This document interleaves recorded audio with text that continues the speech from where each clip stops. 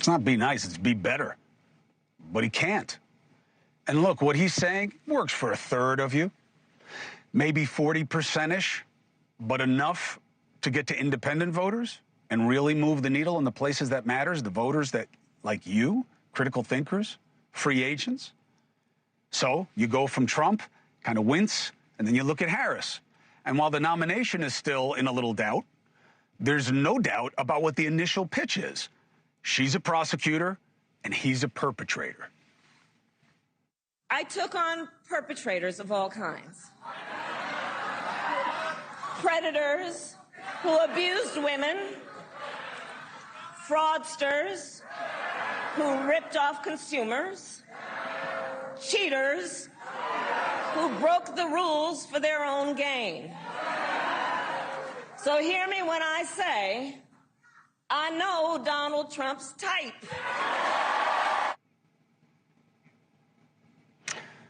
So that's what we're getting.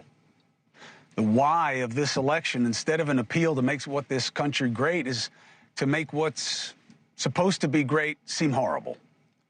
Now, I am a dizzy romantic in love with the dream of America's potential. I was raised on it.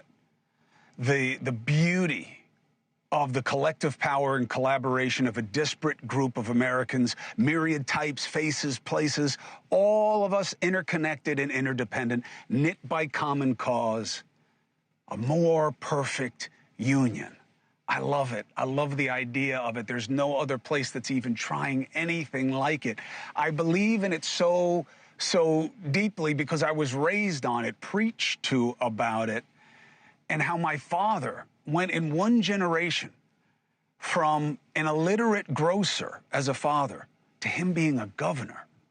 That is how amazing America can be. That's why he went into public service.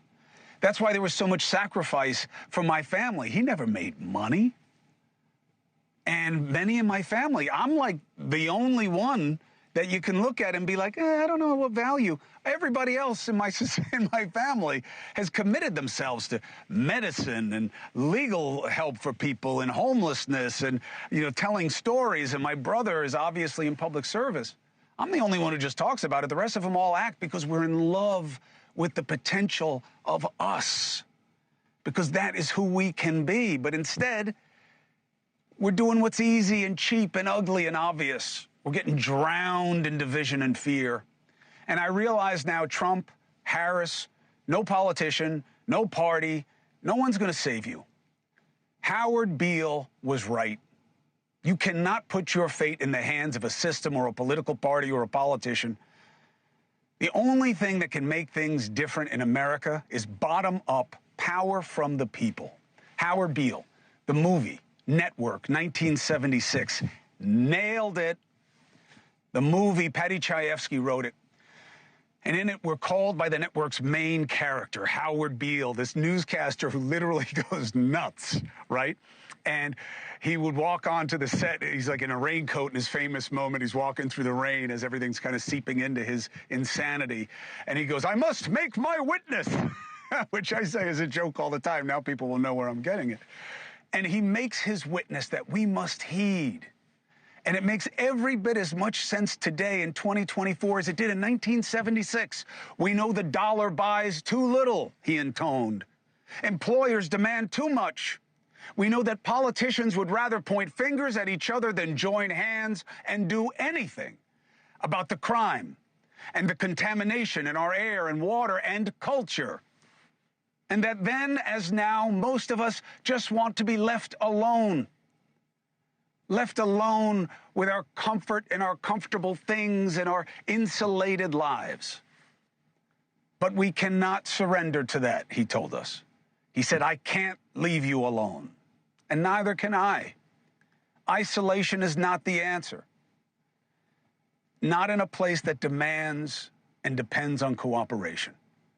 Howard called all of us to get mad as hell and demand that you are not going to take it anymore. I love the speech. It gives me the tingles. And I believe it applies today, but I don't want you to get mad. I don't believe in it. I've spent so much of my life harnessing anger and outrage, inwardly and outwardly. And it can motivate the hell out of you. There's no question about it. But it doesn't always get you to a better end. Often it just gets you to a bitter end. So I don't want you to shout out your window and that you're mad as hell. Leave that for the candidates that want to play to your worst instincts. I want you, not in 1976, but in 2024, to get on your phones, not yell out the window, and get in the game. Let the people spreading the latest attack know that you are not buying it. I want you to hate on the hate. I want you to demand that Trump do more and better than just attack Harris as a type. And that's after they met on Tuesday and said, can you imagine the Republicans had to have a meeting and say, hey, don't say any racist things about Harris. Really? And yet that's just what they are. They're just not comfortable enough saying it out loud yet. Just tell him it's not working on you, that it's working against him. And then tell Harris, you want to step into the race, then step up. Say how you're going to fix the border issues that you were supposed to address years ago. The affordability issues that are dragging so many down and that we just heard Biden basically say don't exist. What is she for? We know what and who she's against. It's too easy to play that game, for Trump to play to race and rabid personal attacks with what right now is a dog whistle, but who knows what it will become.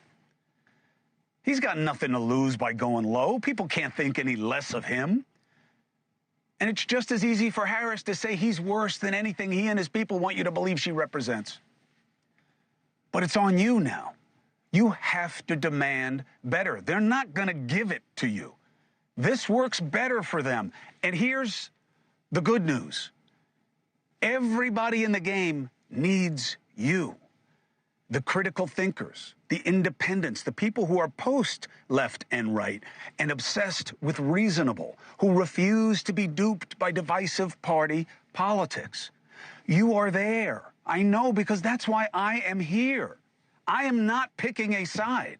I am not playing to a party. I do not see them as equal, and it doesn't matter to me because I hate the game they're playing. And I hope I live long enough to see it change. You will decide the election. So I want you to get on your phones and spread the word and target the toxic and demand better. And that is the first step to getting to a better place. Get on there. Say you've had enough. Don't echo it. Don't comment on it. Don't play their game. You're not going to fall for it anymore. Howard Beale was right then, and the remedy is the same now. Hey, thank you for watching. Please go to newsnationnow.com, newsnationnow.com, and you can find NewsNation on your television provider. And don't forget to click the red subscribe button down below. Then you will get more of NewsNation's fact-driven coverage.